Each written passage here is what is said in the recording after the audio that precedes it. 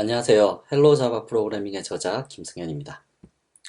제가 여러분들과 만난 게 벌써 10년이 지났군요.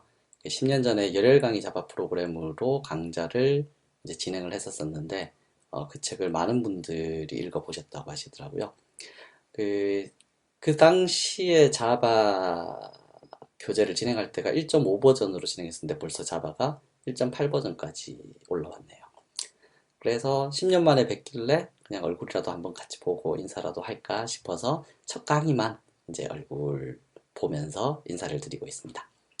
자, 일단 그 이번 첫 강의는요, 어떻게 헬로 자바 프로그래밍 이 강좌를 진행을 할 것인지 여러분들께 설명을 드리고, 그리고 그 방식으로, 다음에 스케줄에 맞춰서 진행을 해 나갈 것을 알려드리기 위해서 강의를 녹화하고 있고요. 자, 내용 소개를 한번 보도록 하죠. 자, 우선 첫 번째로는 이번 강좌에서 지난번 그 열혈 강의 자바와 다른 점이 어떠한 부분들이 있는지 이제 그러한 부분들 먼저 살펴볼 거고요. 두 번째로는 각 파트별에 담겨 있는 내용들, 어떠한 항목들을 함께 학습하게 될지를 보실 거고요. 그 다음에 두 번째로는 강의 방법. 지금 이렇게 녹화하고 있는 이 강좌도 역시 마찬가지로 유튜브 상에 공개가 될 건데요. 이제 그 방법에 대해서 알려드리고요. 어디를 통해서 보시면 될지를 아시게 될 겁니다. 세 번째로는 제가 강좌를 만드는 일정에 대해서 여러분들께 말씀드릴 겁니다. 가급적이면 3월 이내에는 강의를 끝낼 예정이거든요. 우선 첫 번째 강좌 개요를 보시면요. 그 예전에 열혈 강의 자바 프로그래밍에는 어떤 내용이 많이 담겨 있었냐면 Abstract Window Toolkit이라고 해서 자바를 가지고 그냥 로컬 어플리케이션을 개발할 수 있는 방법에 대한 내용들이 포함되어 있었고, 두 번째로는 스윙, 그러니까 그 AWT에서 한 단계 더 진보된, 그러니까 가볍게 동작할 수 있는 컴포넌트들을 가진 자바 자체의 컴포넌트죠. 그런 컴포넌트를 가진 스윙이라는 계열을 함께 학습을 했었습니다. 근데 얘네가 이제 휴지통으로 들어갑니다. 지금 안 쓴다라기보다는요. 지금은 오히려 그 스레드에 대해서도 이제 강하고, 그 다음에 그 자체 컴포넌트 자체도 예전보다 훨씬 더 가벼워진 자바 FX라고 하는 이 API들을 사용해서 이제 표현을 하기 때문에, 그래서 이렇게 달라진 부분들을 한번 표시를 해봤고요. 만약에 AWT나 스윙이 필요하시다고 하면 예전 제 책을 보시고 그대로 따라해 보시면 도움이 되실 겁니다. 그래서 예전에 열혈 강의 자바에서 이번에 헬로 자바 프로그램으로 넘어오면서 어떤 그 콜렉션스 프레임워크에 관련된 내용들도 더 추가적으로 담았고요. 그리고 1.8 버전이기 때문에 람다라는 그 람다식을 사용할 수 있는 방법도 함께 배워보도록 하겠습니다. 또한 그 자바가 버전이 올라가면서 계속 나왔었던 얘기인데요. 인풋과 아웃풋에 관련된 내용 중에서 예전에 인풋 아웃풋은 블로킹이었잖아요. 블로킹된 상태에서 인풋 아웃풋만 관리가 되었었는데 이제는 non-blocking IO도 사용할 수 있고 어싱크로너스, 그러니까 비동기 IO도 사용할 수 있도록 하는 내용이 있는데, 이러한 부분들도 역시 마찬가지로 새로운 버전 개정판에는 포함을 시켜 두었습니다. 자, 각 파트별로 담겨 있는 내용이 거의 비슷한데요. 차이점이 약간씩 있습니다. 첫 번째 파트에는 일단 뭐 자바 실행 환경 만들기, 뭐 이클립스를 가지고 사용할 건데, 사실은 이클립스라는 도구는 무료이기 때문에 우리가 쓰는 이유도 있는데요. 개인적으로 여러분들이 한번 인텔리제이라는 도구도 한번 써보셨으면 좋겠다는 생각이 들어요. 그래서 중간중간 필요에 따라서 제가 인텔리제이로 이제 프로그램 작성하는 방법도 한번 보여드리도록 하겠습니다.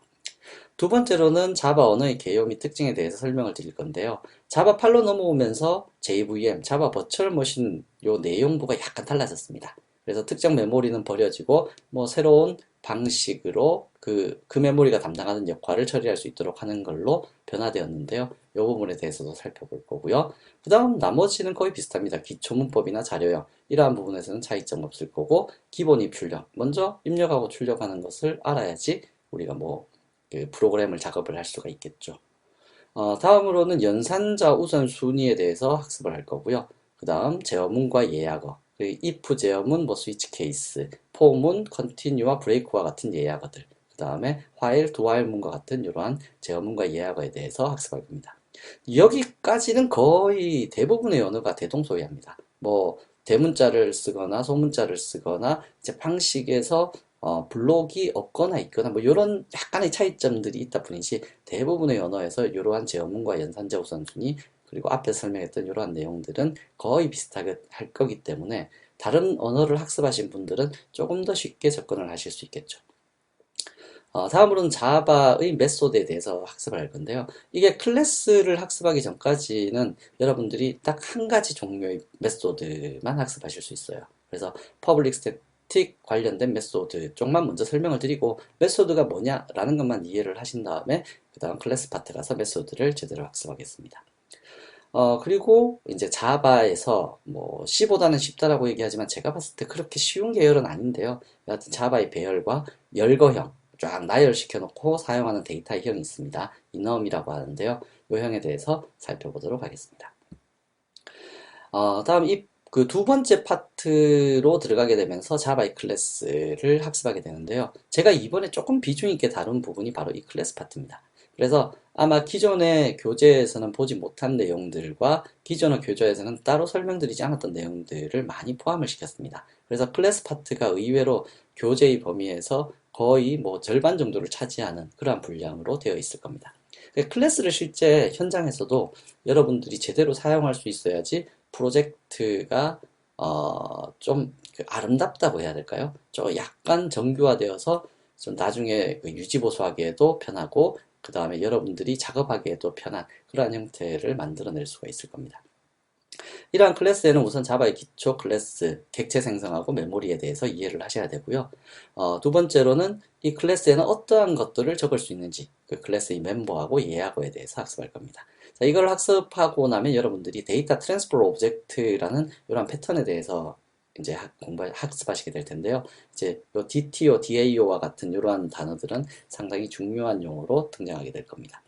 다음에 내부적으로 중첩해서 쓰는 클래스인 4대 중첩 클래스하고 4대 중첩 클래스라는 이 단어는 없죠. 그냥 중첩 클래스가 4가지 종류길래 그냥 제가 이름 붙여봤습니다. 다음으로는 상속성하고 다양성. 클래스를 쉽게 얘기하면 어떤 덩어리, 내가 필요로 하는 내용들을 묶어둔 그 상자라고 생각을 하시면 되는데요. 이 상속성이라는 것은 내가 필요로 해서 묶어둔 이러한 상자를 고스란히 가지고 와서 쓰면서 거기에 더 추가적인 내용들을 넣을 수 있도록 만드는 그러한 개념이라고 보시면 됩니다. 그래서 상속성과 다양성, 그리고 추상 클래스와 인터페이스에 대해서 학습할 겁니다. 그리고 앞서 배웠던 자바의 기초와 이러한 클래스들을 쓰다 보면 예상치 못한 결과들이 나올 수 있거든요.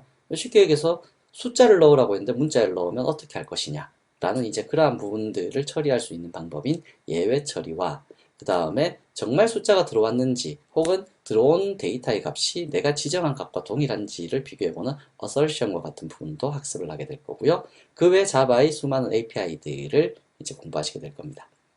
그리고 나서는 멀티스레드라는 것을 학습하실 텐데요. 멀티스레드는 쉽게 얘기하면 스레드라는 것이 하나의 작업 흐름이라고 보시면 됩니다. 근데 멀티가 붙었죠. 그러니까 하나의 작업 흐름이 여러 개가 동시에 진행될 수 있는 방법. 하나의 CPU에서요. 그래서 그러한 내용에 대해서 학습하시게 될 거고요. 자바는 이러한 멀티스레드가 글쎄요, 다른 언어에서는 단일 스레드로 모든 걸 처리할 수 있기 때문에 더 유리하다라고 하는데 제 생각에는 멀티 스레드를 쓰는 것도 크게 나쁘지 않은 방법이라고 봅니다. 물론 스레드의 개수가 많아지면 CPU가 힘들어하겠죠. 다음으로 제네릭이라는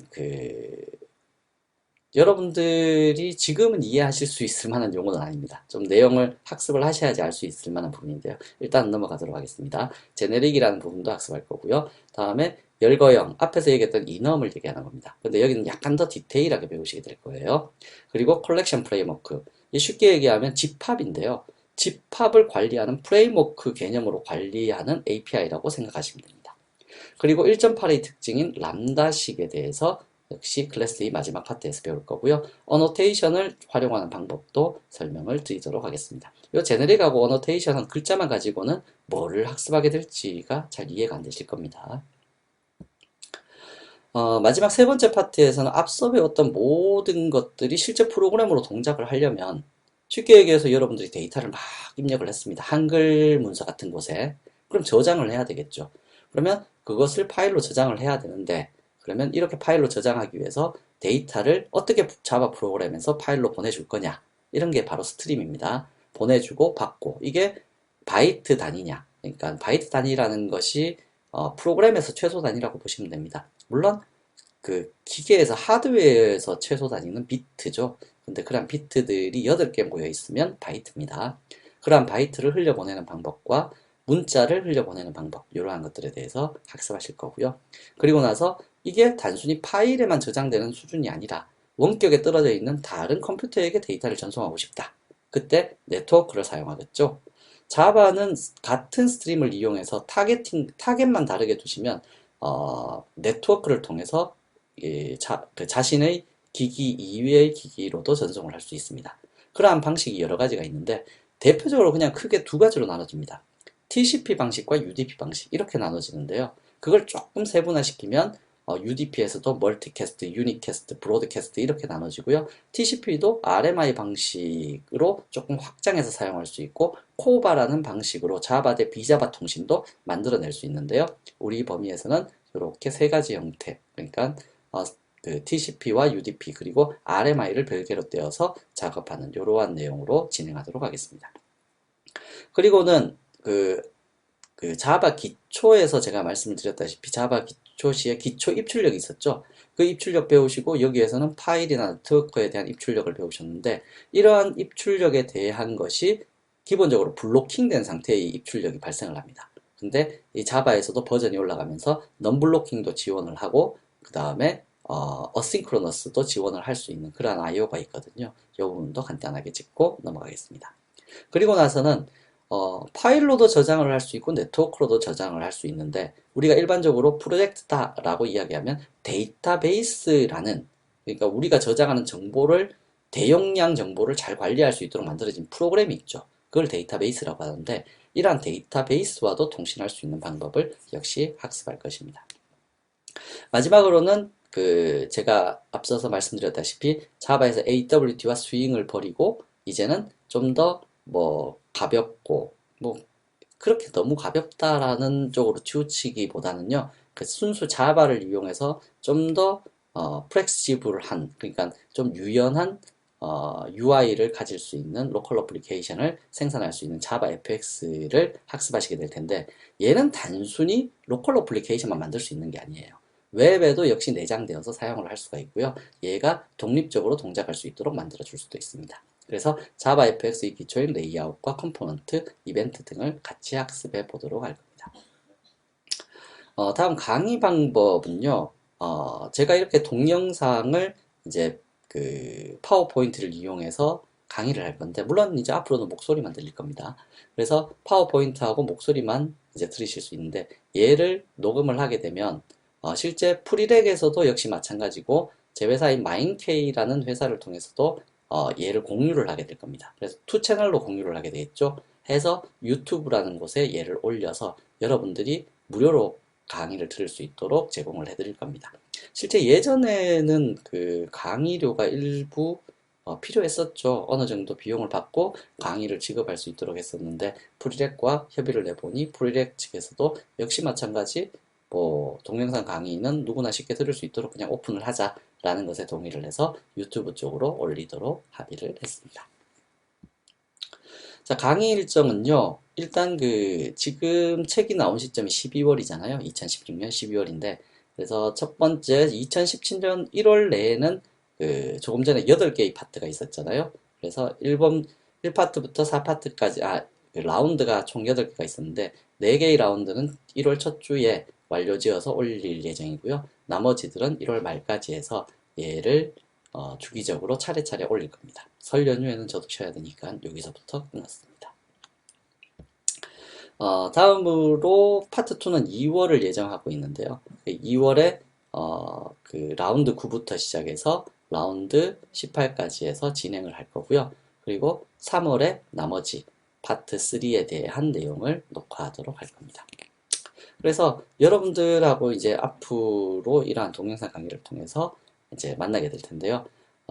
제가 가능하면 실시간으로 강의를 하면서 여러분들께서 어떠한 이야기를 하거나 질문을 하시거나 이런 걸 받고 싶었는데 생각을 해보니까 그렇게 하다 보면 이 녹화하는 내용이 너무 길어지겠더라고요. 그래서 일단 단방향으로 이야기를 하고 설명을 하는 방식으로 진행을 하는 것을 이제 기본 모듈로 해서 진행할 거고요. 나중에 다른 채널을 이용해서 뭐 질문을 받고 실시간으로 이야기를 할 수 있는 그러한 채널도 한번 열어보도록 하겠습니다.